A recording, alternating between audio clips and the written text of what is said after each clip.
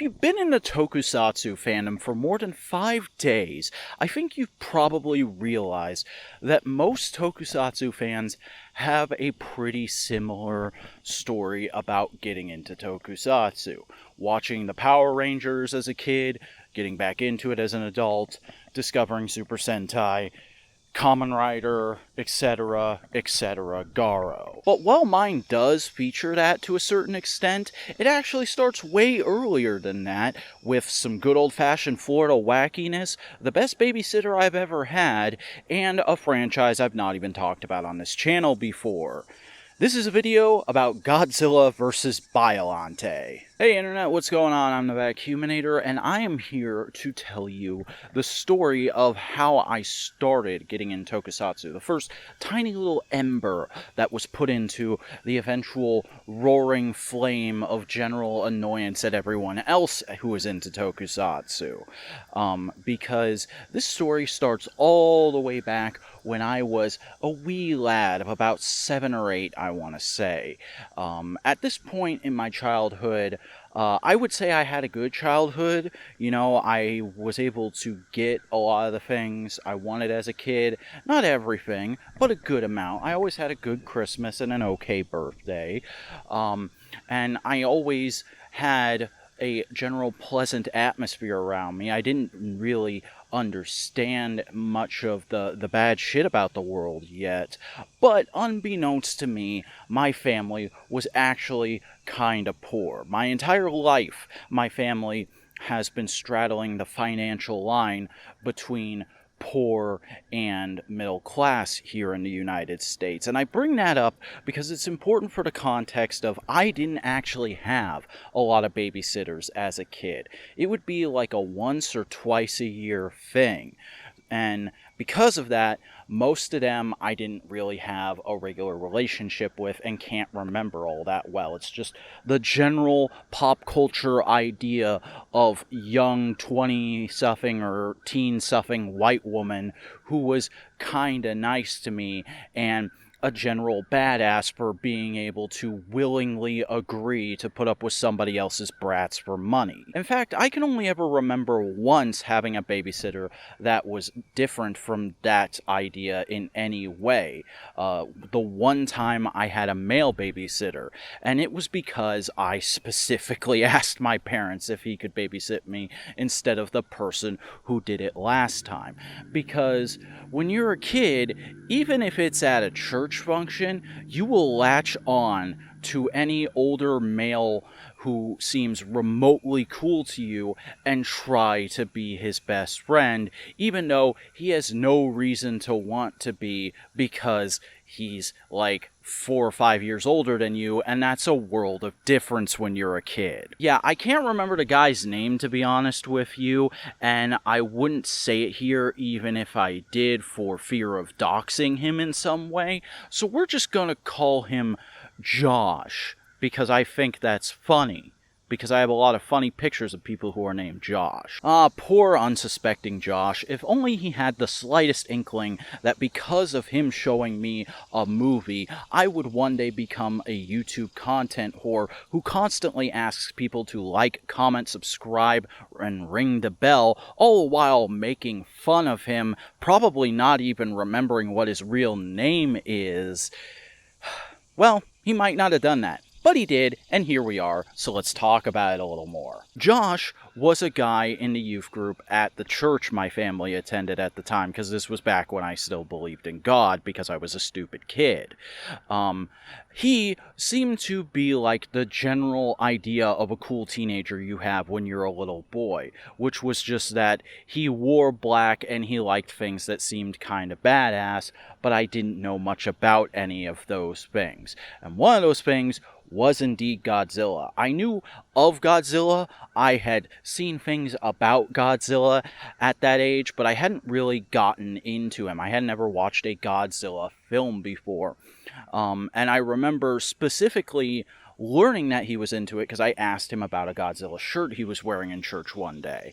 And because I had had a few small conversations where I had had such exchanges with this fellow, this Josh, I decided that when it came time for my parents' anniversary, I would ask if Josh could babysit myself and my younger sister. Now, you might be thinking to yourself, Vac, why did you need a babysitter for your parents going away for a few hours for an anniversary date when you were like 10 or 11? Surely you were old enough to take care of yourself and your little sister at that time, and I would say, correctamundo, my friendo, but according to my mother, when I asked her about this several years later, at the time, she had heard there was a law on the books in Florida about kids under the age of 13 having to have a babysitter to supervise them if they would be alone for more than an hour. But be all that as it may, the evening with Josh was still pretty fun because he brought over a whole box of VHS tapes of foreign films he had recorded off of TV, specifically foreign giant monster films, as he described them at the time. And I said, do you have any Godzilla in there? I've seen Godzilla toys before, and I would like to watch a Godzilla movie and see what he's all about. And he said, yeah, I have these ones. And I don't remember what the full selection is, but I know for sure that I chose Godzilla versus Biollante, and him, my sister, and me all sat down and watched it. And certain images from that movie have just been burned into my brain ever since, like the scene where the sidekick little girls all hold up drawings of Godzilla, or the first time you see Biollante's ultimate form. But in truth, I've never rewatched the movie since then, and as a modern Tokusatsu fan who started practicing around the same time the MonsterVerse kicked off, I've probably actually seen more American Godzilla films than I have Toho original Japanese ones, which is a bit sad. I mean, it's not like I haven't seen any of them. I've seen the original, I've seen versus Gigan, and I've seen Shin, but that's still slightly less than the 1990s Roland Emmerich movie, the first MonsterVerse Godzilla, Kong Skull Island, Godzilla King of the Monsters, and Godzilla vs. Kong. Not a great track record. It's about neck and neck there, and with a new MonsterVerse film coming out and a new Japanese Godzilla film coming out at the end of the year, it looks like I'm going to be this way for a while, unless I do what I did for this video and get off my ass and just start watching more classic Godzilla. Because when I reported on my weekly Tokusatsu podcast that I do with Buster Corp right here on YouTube at Modular Media, This Week in Toku, that Pluto TV was getting all of Godzilla, at least all of the Toho Godzillas, available for streaming for free on their platform, I said, you know what, I still haven't rewatched Versus Biollante since I was a kid, why don't I do that? And oh boy, what a movie that is. Like, don't get me wrong, Godzilla vs. Biollante isn't exactly a bad movie, but it's a very strange movie, especially for its time, and it honestly puts me in mind of the things I used to hear people use to make fun of Godzilla as a kid, because it's a pseudo-sequel to the 1980s reboot of the franchise Toei had going at the time, which they wanted to be their big push for Godzilla to be an international cultural icon for Japan.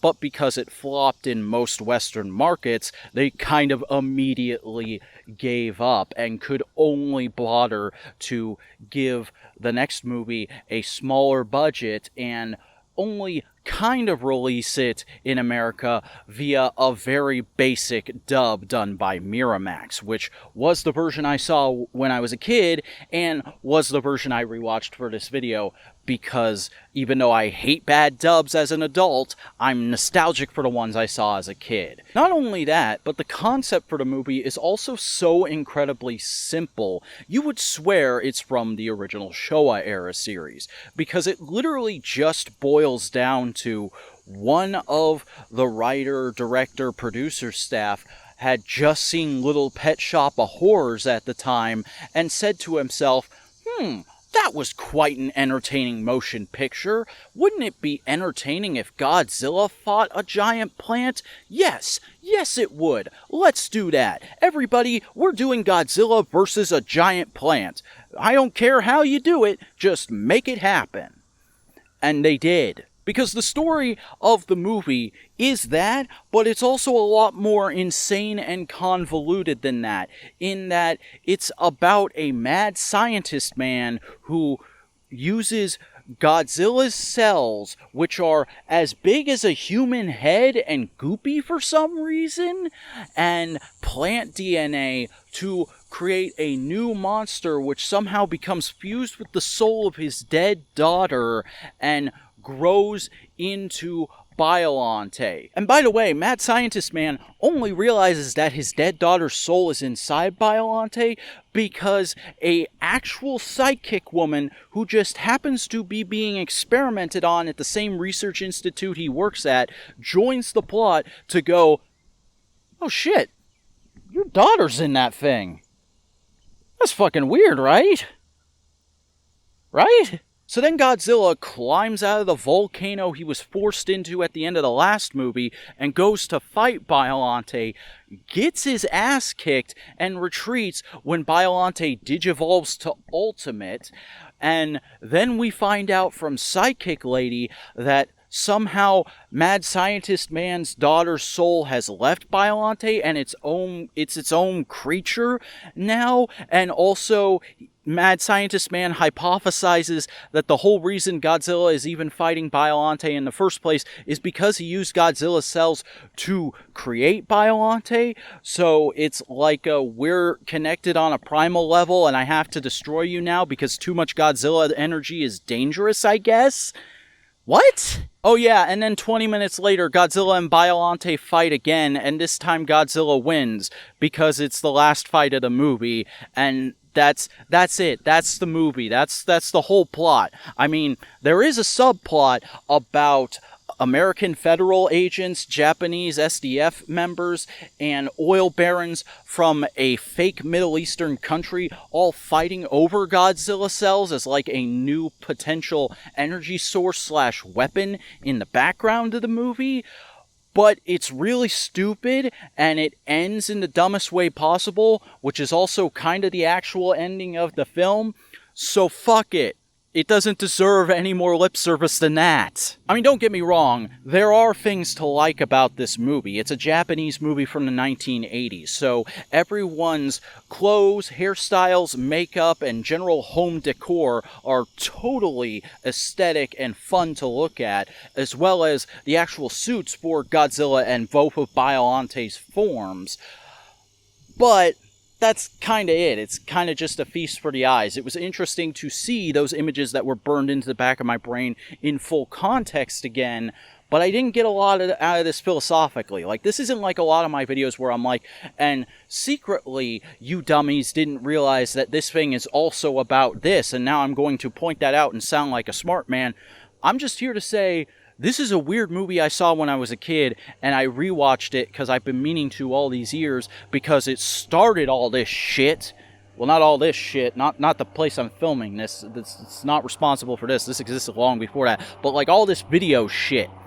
I guess that's all there really is to say. So, until next time, this is the Vacuuminator reminding you that you never fail until you stop trying. And part of trying as a YouTube is exploiting every single childhood memory to appease that sweet, sweet algorithm and get that delicious engagement. So, you better like, comment, subscribe, ring the bell, join my Patreon, and do all the shit you can do there. The Patreon's great. Why haven't you done the Patreon yet? There's a behind-the-scenes podcast. You get videos early. You get your name in the credits. It's a good time. Please, I would really like to get to like $100 to $150 by the end of the year, and that's coming up faster than I thought it would.